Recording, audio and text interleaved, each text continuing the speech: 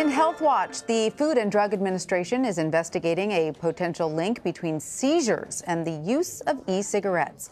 The agency says it received 35 reports between 2010 and 2019 of teens and young adults suffering from seizures after vaping. Outgoing FDA Commissioner Scott Gottlieb acknowledged while 35 cases may not seem like much compared to the total number of people using e-cigarettes, we're nonetheless concerned by these reported cases. For more on this, Dr. Derek Chong joins us now. Dr. Chong is the Vice Chair of Neurology at Lenox Hill Hospital right here in New York City. Dr. Chong, thank you so much for coming to see us. So is there a known seizure risk associated with e-cigarettes? Well, there's certainly a known risk for nicotine to cause seizures. We've seen it in animals. They've done studies in nurses, actually, over 100,000 nurses. They looked at non-smokers and smokers, and people who smoke cigarettes have a higher risk of having seizures. So nicotine in any form, including a nicotine liquid, can cause a seizure? That's right. Anything that's ingested or somehow absorbed into your body, once the nicotine is in your system, seems to increase your risk of having a first seizure, or if you already have seizures, multiple seizures. It's a small risk, but it's a known one.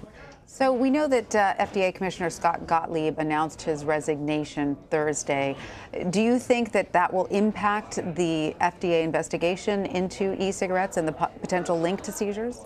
No, I don't think so. I think that the main point of this announcement was so that the health community will actually ask more carefully about whenever someone has a seizure, they'll ask about nicotine use, and specifically the e-cigarettes, what brand, what was in it, the propellants, all that sort of stuff, and then we may be able to get some actual information as to whether it's the nicotine or something else that's in there. And in these 35 cases that were identified, what do we know? Did it look like younger people were more at risk? We know that teens are vaping a lot these days. Yeah, well, these are all self-reported cases, and it's quite variable about how many times they've used it. There's some first-time users in there. There were some long-time users. There's patients who it was their first seizure, and there was others who had multiple seizures. So it's kind of a mixed bag, but it's self-reported. And I think there was enough signal there for the FDA to say, I think we should just take a look and make sure that we're not missing something. Now, we know the FDA has been worried about e-cigarettes for a while, especially vaping among teens.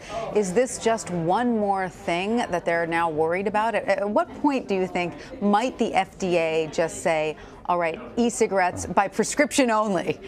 Well, I can't speak for the FDA, of course, but yeah, I think if this shows that there's some increased risks, you know, the technology for e-cigarettes has improved in terms of its ability to deliver nicotine over the years. So the first generation and the third generation, there's a vast difference, and they're probably on fourth generation now too.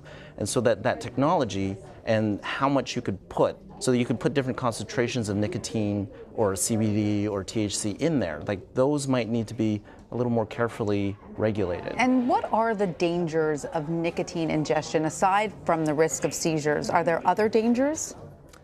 Well, I think there are some other carcinogens within actually even vaping. It's hard to know who to believe when you're reading these things. It's supposedly less than actual cigarettes, right? Right. But there's still like formaldehydes in there. There's other aldehydes and metals and stuff like that in the vaping So there are other potential carcinogens in nicotine or in the vaping products? In the actual vaping products. There's been multiple studies where they've like drawn out the propellants and seen what's actually in there. And what happens is when it's heated up, then the chemicals kind of like they change. Right. And that's when you get more of the, you know, negative metabolites. It was always my understanding that e-cigarettes were initially developed as a way to help smokers wean themselves off of tobacco and regular cigarettes. Have they morphed into something different now? It sort of seems like it's gone the other way. It's a gateway from using that into cigarettes. I mean, that's just in the popular literature. I don't have anything to really...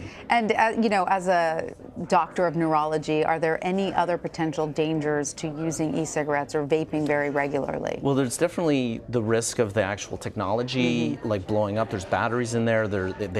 they have to heat up. Right. The generators, they make them so small now, and you don't know where they're coming from, and you don't know what the quality control is. So there's the heat and the explosive dangers, and then we actually don't know what long-term vaping actually does to you. All right, a lot to keep studying and keep looking into. Yeah. Dr. Chong, thank you so much for You're coming very to see welcome. us. Thank you.